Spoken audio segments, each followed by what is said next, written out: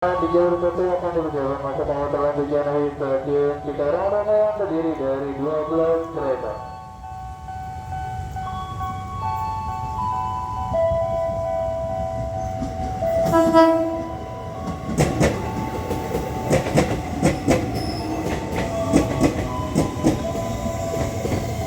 Jalur untuk mengadakan tujuan akhir stasiun Pangalengan rangkaian dalam lima rangkaian terdiri dari 12 kereta. Rangkaian akan dilakukan terhadap jalan di depan naik perjalanan naik dalam perumahan untuk menyatukan dalam pelajaran anggota Taman Kayu Pekalongan di London.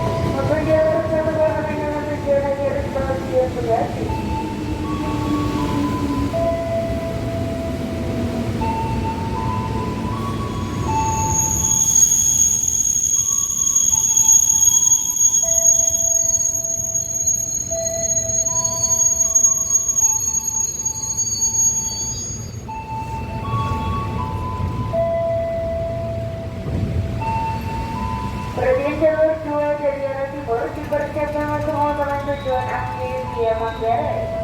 Manggarai Sudirman Serena Abang dari aktif PK 5127 rangkaian 12 kereta.